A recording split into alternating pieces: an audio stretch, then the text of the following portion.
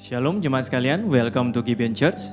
Di sini kami memiliki hashtag bukan tempat orang yang sempurna, namun kita semua disempurnakan melalui kuasa Injil dan kasih anugerah Kristus. Minggu ini kita akan masuki pertanyaan katekismus di minggu yang ke-7. Saya akan baca pertanyaannya dan bersama kita akan baca jawaban serta ayat referensinya. Apa artinya menjadi gambar Allah? Menjadi gambar Allah berarti menjadi serupa dengan Allah dan memiliki tanggung jawab untuk mewakili Allah. Kita diciptakan serupa dengan Allah secara moral, emosional, mental, relasional, dan spiritual. Kita diciptakan untuk mewakili pemerintahan Allah yang penuh sukacita, adil dan benar bagi semua ciptaan. Dalam Hal ini umat manusia berbeda dari semua ciptaan. Dan karena itu manusia dipanggil untuk berkuasa atas segala ciptaan bagi kebaikan ciptaan itu sendiri. Untuk ayat referensinya diambil dari kitab Kejadian 1 ayat 27. Mari kita bersama membaca. Maka Allah menciptakan manusia itu menurut gambarnya. Menurut gambar Allah diciptakannya dia, laki-laki dan perempuan diciptakannya mereka. Jemaat dipersilakan duduk.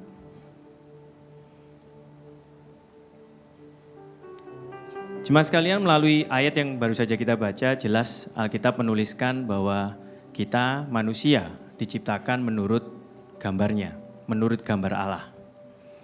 Dan disampaikan pula bahwa kita adalah imago Dei, yang artinya kita diciptakan menurut gambar Allah untuk mencerminkan dan menampilkan pribadi Allah dalam setiap aspek kehidupan kita.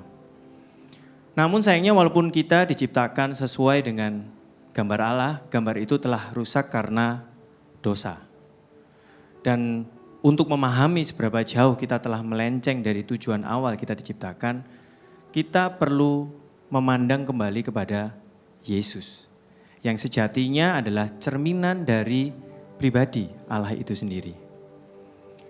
Sebagai ciptaan yang telah jatuh dalam dosa, seringkali hidup kita tidak mencerminkan Tuhan. Seringkali hidup kita mengejar sesuatu atau kepuasan duniawi. Seringkali kita mengandalkan diri kita sendiri atau bahkan mengandalkan terhadap hal-hal yang bersifat fana. Entah itu uang, jabatan, kekuasaan, atau bahkan mungkin relasi terhadap orang-orang yang kita klaim memiliki kekuasaan yang lebih yang bisa membantu kita. Ataupun terhadap hal-hal yang lain. Namun berbeda dengan kita, Yesus hidup dalam ketaatan Allah.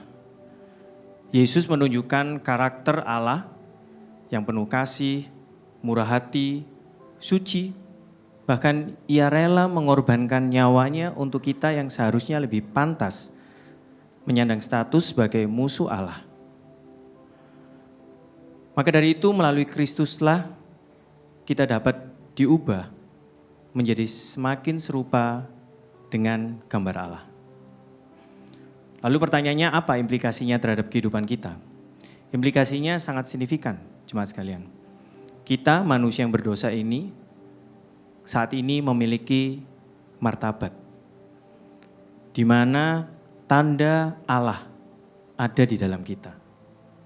Yang artinya status kita yang dulunya sebagai musuh Allah, sekarang dipulihkan dan berubah 180 derajat menjadi anak-anak Allah. Dan setiap tindakan yang kita lakukan dalam kehidupan kita, itu bisa dan mampu digunakan oleh Tuhan untuk mencerminkan pribadi Allah melalui apa yang kita lakukan dalam kehidupan kita, dalam pekerjaan kita. Saya ambil contoh mungkin beberapa dari kita Anda bekerja di sebuah kantor, perusahaan, dengan profesi yang bermacam-macam sebagai seorang admin, accountant. Pada saat kita mengolah data, mengerjakan administrasi, di situ kita berkesempatan untuk mencerminkan pribadi Allah. Atau mungkin kita seorang business owner, memiliki marketplace sendiri, toko, perusahaan. Di situ pun kita memiliki kesempatan untuk mencerminkan pribadi Allah. Melihat dan menyadari bahwa diri kita dan orang lain diciptakan sesuai gambar Allah, maka seharusnya hal ini semakin mengobarkan semangat kita untuk mengabarkan kabar baik Injil ini. Sehingga orang-orang di sekeliling kita melalui sikap kita, tindakan kita, perilaku kita semakin mengenal pribadi Allah. Dan Ketika kita sadar bahwa kita diciptakan sesuai gambar dan rupa Allah, itu seharusnya semakin mendorong kita, memberikan kita semangat, motivasi yang besar untuk mewartakan kabar baik Injil, agar kita semua memiliki hubungan yang kembali dipulihkan dengan Allah. Karena hubungan kita sebelumnya telah rusak karena dosa.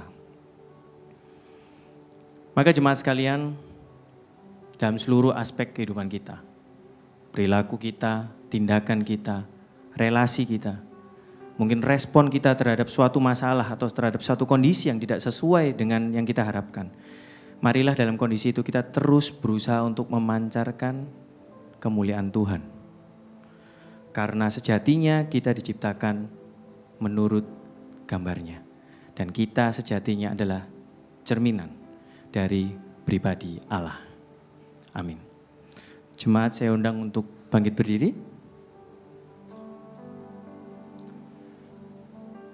Jemaat sekalian, seringkali ketika kita menjalani kehidupan kita, kita tidak mencerminkan Tuhan kita. Kita sering fokus pada ego kita, kepuasan diri kita, sampai-sampai kita sering lupa siapa yang seharusnya kita layani, siapa yang seharusnya kita muliakan, yaitu Tuhan Allah kita. Mari bersama kita melakukan refleksi di hati kita, dan kita mengaku segala dosa dan perbuatan-perbuatan kita. Jemaat dipersilakan untuk berdoa.